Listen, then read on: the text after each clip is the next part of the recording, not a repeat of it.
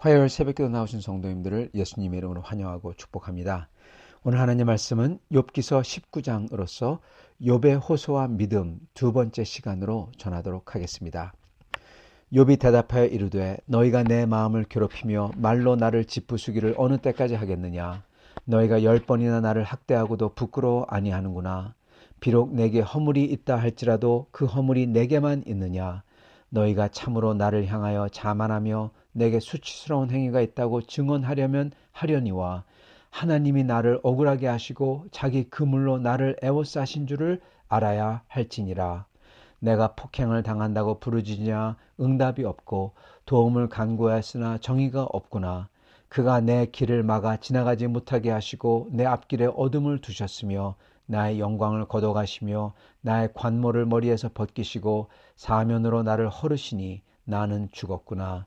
내 희망을 나무 뽑듯 뽑으시고 나를 향하여 진노하시고 원수같이 보시는구나. 그 군대가 일제히 나와서 길을 도두고 나를 치며 내 장막을 둘러 진을 쳤구나. 나의 형제들이 나를 멀리 떠나게 하시니 나를 아는 모든 사람이 내게 낯선 사람이 되었구나. 내 친척은 나를 버렸으며 가까운 친지들은 나를 잊었구나. 내 집에 머물러 사는 자와 내 여종들은 나를 낯선 사람으로 여기니 내가 그들 앞에 타국 사람이 되었구나. 내가 내 종들을 불러도 대답하지 아니하니 내 입으로 그에게 간청하여야 하겠구나.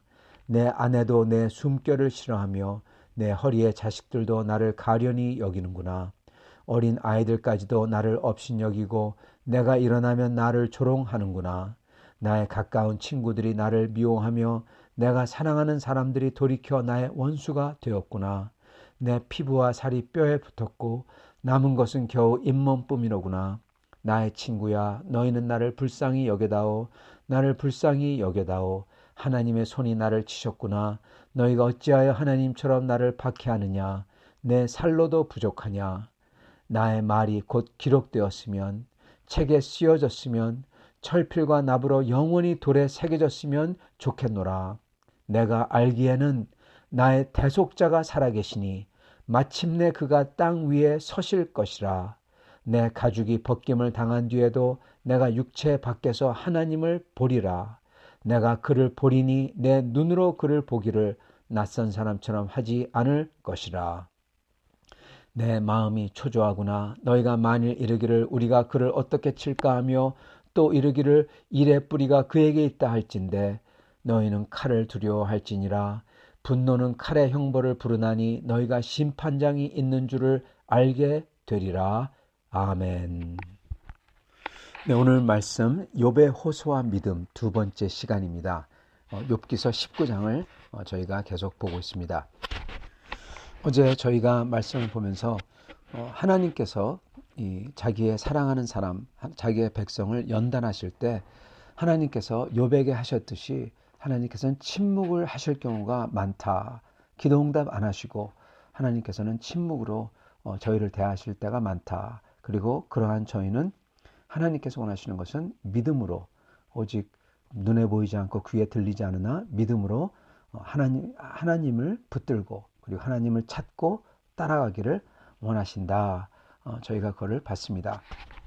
그런데 하나님께서 연단을 하실 때 단순히 하나님께서 저희를 침묵으로 저희의 기도를 침묵으로 일관하는 게 그게 정말 괴롭죠. 그러기도 하시지만 또한 괴로운 게 또 하나 있습니다. 그게 오늘 나옵니다.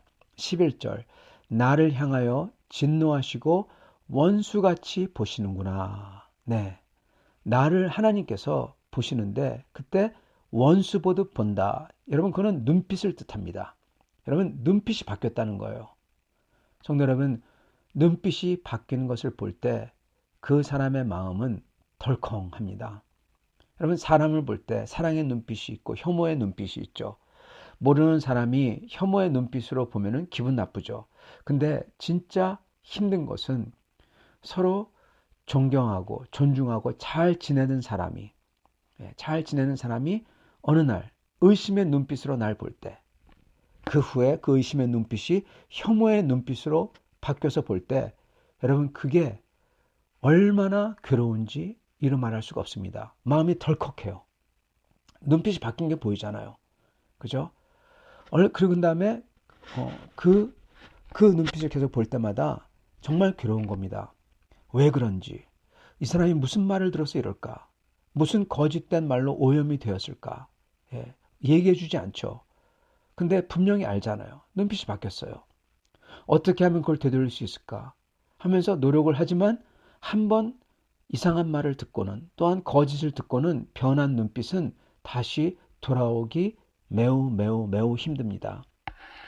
물론 우리가 잘 때 사건과 사고와 사랑하는 사람의 죽음, 이런 것은 말할 수 없이 괴롭습니다.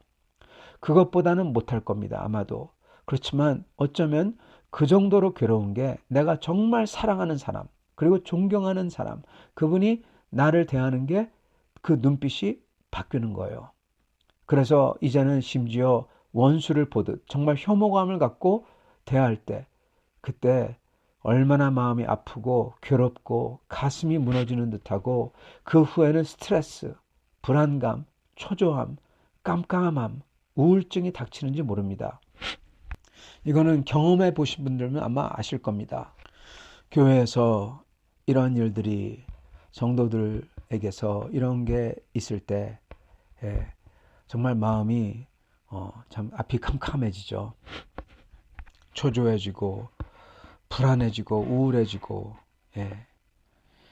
그런데 여러분, 이거 참 힘들지만 이것보다도 더 힘든 게 있는데, 그 어떤 존경하는 사람과 비교할 수조차 없는 분, 바로 나의 주님이시죠. 나의 소망 되시고 나의 사랑 되시는 주님, 그분께서 나를 보는 눈빛이 변했다, 그렇게 느꼈을 때 어떨까요? 그 깜깜함, 막막함, 그리고 그 우울증은 이루 말할 수 없는 겁니다. 욥이 바로 그거를 지금 겪고 있는 거예요. 그리고 욥이 여기서 말하는 게 그겁니다. 나를 향하여 진노하시고 나를 원수같이 보시는구나. 주님의 눈빛이 변했습니다. 이거예요. 하나님께서 내게 이렇게 하셨고, 그리고 나와 내 처와 자식들과 친구들과 종들과 모든 주위 사람들도 이렇게 한다고 그렇게 말합니다. 그래서 욥이 친구들에게 하나님의 손이 나를 치셨으니 나를 불쌍히 여겨달라, 나를 불쌍히 여겨달라, 그렇게 말하고 있는 겁니다. 왜냐하면 그 마음이 너무나 슬프고 그리고 괴롭고 우울하거든요. 그러나 안타깝게도 이러한 것을 경험하지 못한 사람들은 그걸 경험한 사람들에게 잘 못 대해주죠. 아니, 이 친구들은 마치 자기들이 욥보다 훨씬 더 우월한 양, 마치 자기들이 하나님 자리에 앉아있는 양 욥을 대합니다. 그리고 욥을 아주 싸잡아서 아주 낮게 깔아뭉갭니다. 박해하죠. 진짜 아무도 자기에게 조금이나마 위로나 희망이나 되지 않는 겁니다. 이런 절망적인 상황에서 욥이 정말 놀라운 말을 성경에서 합니다. 그의 신앙 고백이자 소망을 여기에 제시해요. 그래서 사실 욥이 역사에 영원히 남겨지게 됩니다. 23절부터입니다. 나의 말이 곧 기록되었으면, 책에 씌워졌으면, 철필과 납으로 영원히 돌에 새겨졌으면 좋겠노라. 자기가 하도 이 억울하고 괴롭고, 그리고 이렇게 하나님의 눈빛이 변한 것을 보면서, 모든 사람의 눈빛이 변한 걸 보면서 욥이 하소연을 하면서 이 자기의 말이 이렇게 돌에 새겨져서 영원히 남았으면 좋겠다, 그렇게 말합니다. 근데 놀랍게도 여러분, 정말 욥의 소원이 그대로 이루어지도록 주님이 만드시죠. 이 욥기 자체가 영원히 남잖아요. 그것도 그렇지만요. 근데 특히 이제 나올 부분, 이게 그의 소원이 그대로 성경책에 기록되어지고 철필로 영원히 돌에 새겨지는 정도가 아니라 영원한 하나님의 말씀으로 기록되어 남겨집니다. 그 내용이 뭐냐? 바로 이겁니다. 25절부터입니다. 25절, 내가 알기에는 나의 대속자가 살아계시니 마침내 그가 땅 위에 서실 것이라. 내 가죽이 벗김을 당한 뒤에도 내가 육체 밖에서 하나님을 보리라. 내가 그를 보리니 내 눈으로 그를 보기를 낯선 사람처럼 하지 않을 것이라. 아멘. 여러분, 이게 바로 그 유명한 핸델의 메시아, 그 곡에서 인용해서 나오는 가사 대목입니다. 그건 바로 나의 대속자가, 즉 나를 대신해서 고난받고 나의 모든 것을 다 돌려주는, 물러주는 거죠. 그 분이, 그 구원자가 살아계시다는 거예요. 여러분, 이게 바로, 이 사람이 바로, 이 모습이 바로 룻기에서 나오는 그 기업을 물러주는 사람, 그겁니다. 룻기에서 잃어버린 기업, 내가 내 가산을, 내 선산을 다 잃어버렸어요. 근데 누가 그것을 사요. 사가지고 나한테 다시 돌려줘요. 즉 기업을 물러주는 거죠. 기업 물러주는 자, 이게, 이 단어가 바로 오늘 여기에 나오는 단어입니다. 그 대속자가 바로 그 단어예요. 기업 물러주는 자예요. 예. 나의 기업 물러주는 자가 살아계시니, 예, 그겁니다. 즉 욥의 이 쓴 인생과 고난의 인생을 다 물러줄, 즉 새로 만들어서 욥에게 다시 새로 돌려줄 그분이 살아계시다라는 겁니다. 여러분, 이거를, 욥의 인생을, 그 쓰리 쓴 인생 다 지나간 거, 더 이상 돌아오지 않는 것을 갖다가 다시 다 제대로 좋게 해가지고 물러주는 그러한 것이 있다면은, 그런 것을 할 수 있는 분이 누굽니까? 네, 딱 한 분밖에 없죠. 맞습니다. 하나님입니다. 그분이 살아계시다라는 겁니다. 이게 욥기에서도 전에 나왔어요. 그때는 자기의 중보자가 하늘에 계신다 그랬죠. 하나님께서 자기를 심판하고 막 다그치시는데, 그러한 자기를 중보할, 즉 그 자기에 대해서 변호하고 욥의 입장을 호소할 분이 하늘에 살아계시다. 그분이 바로 하나님이다. 욥이 그렇게 얘기합니다. 마치 삼위일체를 말하듯이 하나님 아버지와 성자 하나님, 그리스도 하나님이 계시듯이, 그렇게 욥이 얘기를 했습니다. 여기서도 똑같이 얘기를 하고 있는 겁니다. 하나님께서 자기를 그렇게 원수의 눈빛으로 변하여서 자기를 보시고 그렇게 지금 자기를 대하는데, 그러나 나의 대속자가, 나의 잃어버린 삶과 나를 대신해서 모든 것을 돌려줄 그 하나님이 살아계시니, 예. 같은 하나님인데 다른 하나님이에요. 그분이 살아계신데 뭐라고 합니까? 정말 놀라운 고백. 마침내 그가 땅 위에 서실 것이라. 아멘. 그렇게 고백을 합니다. 여러분, 이거는 욥이 하는 놀라운 고백이지만, 사실은 하나님께서 욥이라는 사람을 통해서, 성령으로서 욥이라는 사람을 통해서 주시는 놀라운 계시인 것입니다. 여태껏 성경에 듣도 보도 못했던 그 내용을 지금 펼쳐서 말씀해 주신 거예요. 그건 바로 하늘에 계신 중보자 하나님께서 대속자로서 우리를 대신해서 모든 것을, 우리의 기업을 물려주실, 우리를 대신해서 기업을 물려주실, 어떻게 해야 됩니까? 우리 대신에 고난을 당해서 죽어야 되겠죠. 그래서 우리가 잃어버린 모든 것을 대신 물러주실 그 대속자로서 이 땅 위에 서실 것이다. 마침내 서실 것이다 라는 겁니다. 여러분, 이게 뭡니까? 예수 그리스도잖아요. 예수 그리스도께서 우리를 대속하기 위해서 이 땅에 오셔서 성육신하신 그 말을 지금, 그것을 지금 말하고 있다는 겁니다. 이걸 예언을 하고 있는 거예요. 이게 욥의 신앙인 거예요. 믿음인 거예요. 욥이 뭘 받는지 모르지만 그가 고백을 하는 겁니다. 하나님께서 자기를 듣지도 않는 것 같고 말해주지도 않는 것 같지만 욥의 속에서 나오는 게, 내가 알기에는, 내가 믿기는, 내가 분명히 아는 것은 나의 대속자가 살아계시니 마침내 그가 땅 위에 서실 거다. 네. 놀라운 거죠. 그리고 이분은 하나님 자신이고, 그리고 뭐라고 하냐, 자기가 비록 죽더라도, 내 가죽이 벗김을 당한 뒤에도, 그렇게 비참하게 죽더라도, 비록 이 땅에서 어떤 이유인지는 몰라도 하나님이 자기를 죽이시더라도, 자기는 자기의 중보자요 대속자 되시는 하나님이신 이분을 어떻게 한다? 자기의 눈으로 똑똑히 볼 거다라는 겁니다. 26절, 내 가죽이 벗김을 당한 뒤에도 내가 육체 밖에서 하나님을 보리라. 내가 그를 보리니 내 눈으로 그를 보리라. 그거를 낯선 사람처럼 하지 않을 것이라. 아멘. 여러분, 이거는 부활신앙입니다. 부활신앙. 자기가 죽은 다음에, 그 다음에 어떻게 되는지 모르지만은 이 육체 밖에서 자기의 눈을 가지고, 눈은 부활하지 않으면 눈이 없어요. 자기의 눈을 가지고 이 두 눈으로 똑똑히 그분을 보겠다. 그러는 겁니다. 이거는 마치 예수님을 하나님 아버지께서 예수님을 이 땅에서 죽이시듯 그걸 허락하지만은 부활로 영원롭게 들어 올리시듯이 욥 자신도 하나님께서 이 땅에서 죽이시듯 허락하시지만 결국 부활로 다시 들어 올리실 거다라는 겁니다. 여러분, 예수님의 그 역사를 욥이 지금 그대로 어떻게 보면 미리 보여주고 있는 거예요. 그리고 그렇게 이루어지리라 하고 내가 알기에는 그렇게 말하는 겁니다. 여러분, 이건 정말 대단한 믿음입니다. 그리고 그 대속자께서는 이 땅에서 자기를 외면치 아니하시고, 이 땅에서는 자기를 외면하는데 원수처럼 원수를 보는 눈빛으로 보잖아요.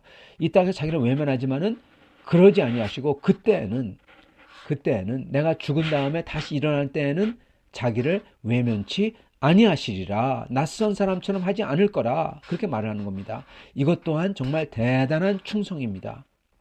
이거를 욥이 고백하고, 그리고 욥의 소망대로, 욥이 간절히 바랐던 대로 이게 영원하게 기록이 된 것입니다. 성경에 기록되었고, 그리고 이 고백은 하늘나라에서도 영원하게 기억될 겁니다. 기록이 된 거죠. 성도 여러분, 이게 바로 욥이 했던 이 행위가 바로 고난 속에서 성도가 하나님께 드리는 최고의 영광 드림인 것입니다, 여러분. 하나님께 영광 돌린다 사람들이 말을 하잖아요. 그러면서 사람들이 뭐 큰 돈을 벌어서 큰 사업자가 되어서 큰 성공을 해서 그걸로 하나님께 영광을 돌렸다. 큰 헌금을 했다. 또는 지도자가 되어가지고 무슨 대통령이 되어가지고 큰 기업가가 되어가지고 하나님이 기뻐하는 일들을 많이 했다. 그래서 영광을 돌렸다 그러는데 여러분, 그게 영광을 돌리는 방법이 아닙니다. 하나님께 영광을 돌리는 방법은 여러분 오직 딱 하나예요. 오직 믿음입니다, 여러분. 믿음이 없는 행위는 악이라 그러셨어요. 오직 믿음만을 통해서 하나님께 선을 행할 수가 있어요. 그 말은 오직 믿음을 통해서만 하나님께 영광을 돌릴 수가 있다는 겁니다. 하나님이 영광을 받는다, 하나님의 영광이 된다는 것은요, 무슨 지위가 높아서 선행을 하고 그리고 많은 좋은 일을 많이 해가지고 하나님께 영광 돌리는 게 아니라 오직 믿음을 통해서 돌릴 수 있다는 겁니다. 그리고 이게 바로 욥이 했던 이 행위가 그 고난과 고난 속에서 그 누구도 상상할 수 없는 속에서 그 속에서 믿음으로써 내가 알기에는 외치면서 하나님에 대한 그 선하심과 하나님이 얼마나 크신 사랑인지를 선포를 해버려요. 그게 하나님께 영광 중에 영광이 되는 겁니다. 여러분, 고난 속에서 성도가 하나님께 드릴 수 있는 최고의 영광이에요. 바로 이게 보석이고, 이거야말로 재 속에서 피어나는 꽃 같은 것이고, 오직 고난 속에서만 피어날 수 있는 하나님의 영광인 겁니다. 욥의 고난에는 다른 의미들도 있겠지만은 이렇게 하나님께 영광 돌린 것 이 자체로서 욥의 고난에 의미가 있고 보람이 있는 겁니다. 이것 자체로서 욥이 하나님께 더 다가가는 것이고 욥의 영광의 면류관이 만들어지는 것이고 사탄과 모든 천사들 앞에서 하나님이 드높아지시고 사탄이 망신당하는 겁니다.